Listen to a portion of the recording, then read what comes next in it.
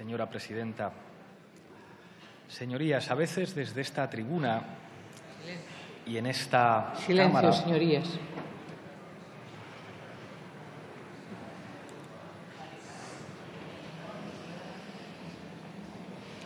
A veces desde esta tribuna y en esta Cámara practicamos,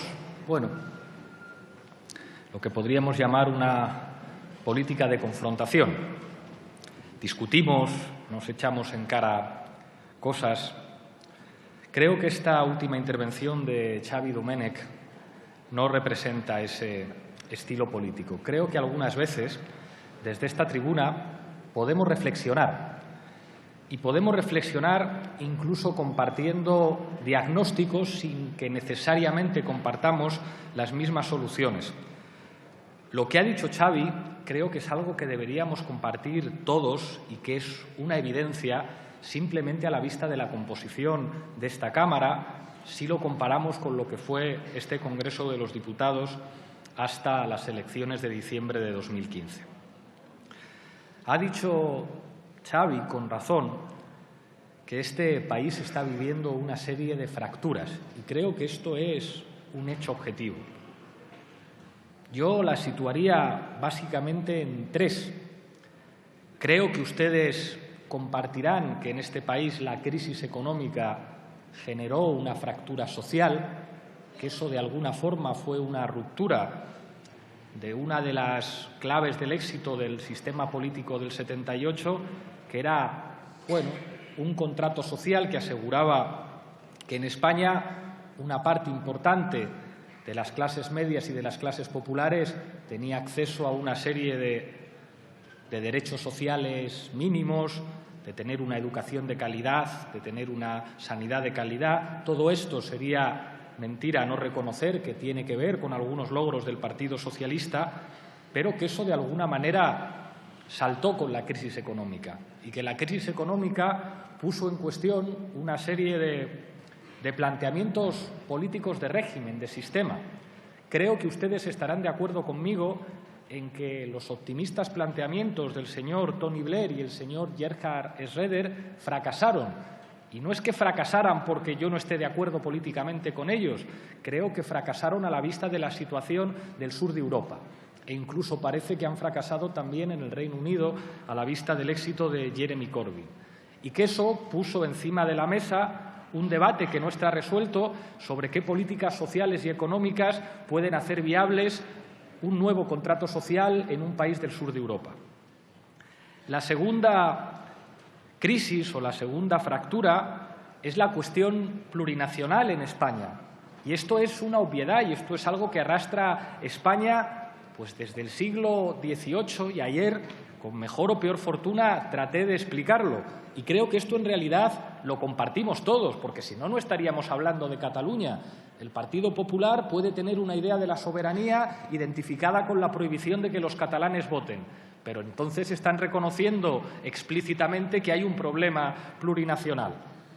Y ustedes creo que han hecho, señores de la bancada socialista, enormes avances, como decía Xavi, en el último año, reconociendo en boca de su secretario general que España es un país de países y que Cataluña es una nación.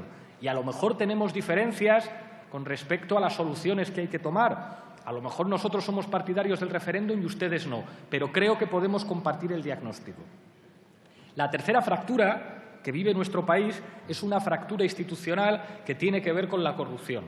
Esa el Partido Popular no la va a reconocer y seguramente Ciudadanos la va a minimizar, va a decir que no es para tanto.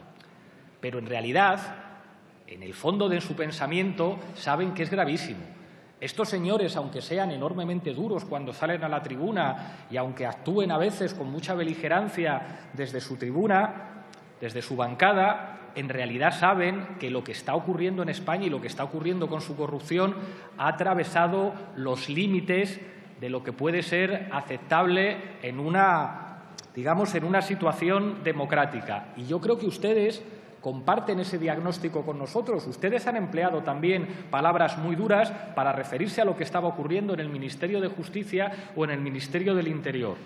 Bueno, si compartimos esos tres diagnósticos, que hay tres grandes fracturas abiertas en nuestro país, podremos llegar a la conclusión de que quizá tenga sentido pensar en una nueva España, en una transición, en un cambio que no es solamente un cambio político, que es un cambio también de época, que a nosotros nos gusta decir que tiene que ser un cambio de tipo constituyente. A lo mejor esa palabra a ustedes no les gusta, pero estarán de acuerdo con nosotros en que tenemos que construir un futuro diferente.